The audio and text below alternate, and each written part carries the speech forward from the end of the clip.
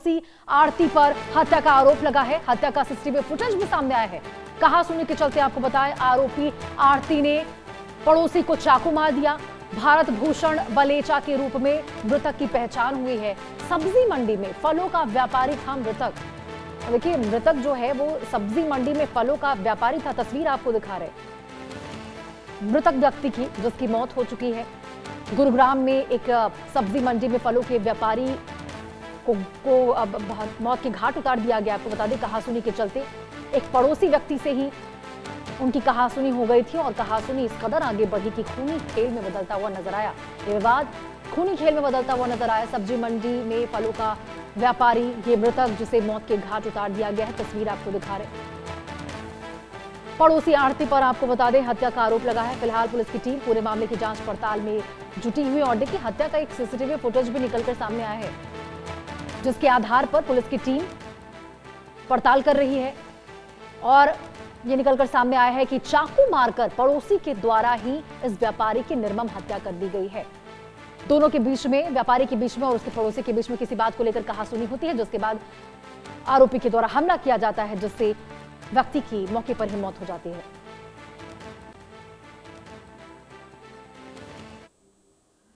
आगे बढ़ते हैं। ईरान और अमेरिका के बीच जारी भीषण युद्ध इस वक्त एक ऐसे मोड़ पर आ खड़ा हुआ है, जहां से देखिए, तेहरान का एक गलत कदम पूरी दुनिया को तीसरे विश्व युद्ध की तरफ झोंक सकता है। लेकिन इस महाजंग के बीच आखिर वो कौन शख्स है जो पर्दे के पीछे से ईरान के हर सैन्य एक्शन और मिसाइल हमले की रणनीति तैयार कर रहा है? अंतर्राष्ट्रीय खुफिया रिपोर्ट के मुताबिक वो शख्स कोई आम सैन्य अधिकारी नहीं है, बल्कि इंटरपोल का मोस्ट वांटेड क्रिमिनल और अमेरिका का कट्टर दुश्मन है। नाम है जनरल अहमद वाहिदी। मार्च 2026 में ईरान की सबसे घातक सेना यानी IRGC का कमांडर इन चीफ बनने के बाद वाहिदी का अगला कदम क्या होगा, इसी पर टिकी है पूरी दुनिया की सांसें और नजरें भी। देखिए रिपोर्ट। तेहरान का नया war Lord general वाहिदी, America Israel का सबसे बड़ा दुश्मन। ईरान और अमेरिका की जंग के बीच तेहरान ने अपने सबसे खूंखार और तजुर्बेकार सिपह सालार को जंग के मैदान में आगे कर दिया है। ये है जनरल अहमद वाहिदी।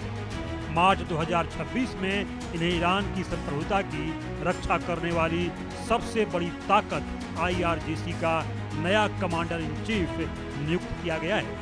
अब अमेरिकी हमलों के खिलाफ ईरान का हर पलटवार इन्हीं के दिमाग की उपज है। IRGC का कमांडर इन चीफ, पूर्व defence minister, Interpol red notice पर वांटेड, अमेरिका द्वारा सैंक्शन, ईरान की हार्डलाइन सैन्य नीति के समर्थक। जनरल वाहिदी दुनिया के अकेले ऐसे सेना प्रमुख हैं जिनके खिलाफ अंतर्राष्ट्रीय पुलिस संस्था इंटरपोल का रेड नोटिस जारी है।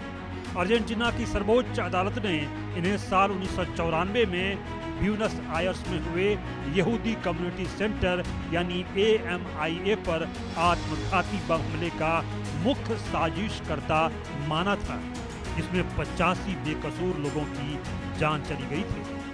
नाम जनरल अहमद वाहिदी, उम्र 67 वर्ष, 2007 से इंटरपोल रेड नोटिस। अर्जेंटीना में 1994 के यहूदी सेंटर बम धमाके की साजिश रचने का आरोप, आतंकवाद और परमाणु प्रसार गतिविधियों में शामिल अमेरिका का प्रतिबंध, सऊदी अरब में संदेहास्पद भूमिका, 1996 के फोवार्ड टावर्स बमबारी में भी शामिल होने का गहरा शक। जनरल वाहिदी का इतिहास बेहद रहस्यमयी रहा है।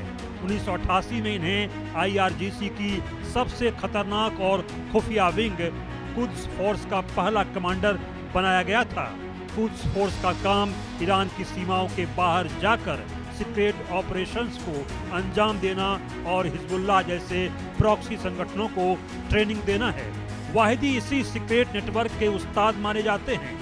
मीडिया रिपोर्ट के मुताबिक 1980 के दशक में जब ईरान के supreme leader Ayatollah Ali Khamenei उत्तर कोरिया के दौरे पर गए थे, तो वाहिदी उनके साथ उस सीक्रेट टीम का हिस्सा थे, जिसका मकसद उत्तर कोरिया से घातक मिसाइल और न्यूक्लियर टेक्नोलॉजी हासिल करना था।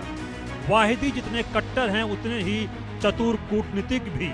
मध्य 1980 के दशक में जब अमेरिका और ईरान के रिश्ते बेहद खराब थे, तब वाहिदी ने अमेरिकी राष्ट्रपति रोनाल्ड रीगन के प्रशासन के साथ हथियारों की गुप्त डिलीवरी को लेकर पर्दे के पीछे से संपर्क साधा था, जिसे इतिहास में ईरान कॉन्ट्रा अफेयर के नाम से जाना जाता है।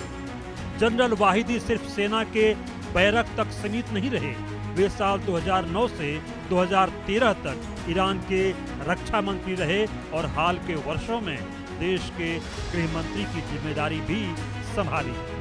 जब संसद में उनके रक्षा मंत्री बनने पर इजराइल ने विरोध किया तो ईरानी सांसदों ने संसद में डेथ टू इजराइल के नारे लगाकर वाहिदी को भारी बहुमत से जिता दिया था।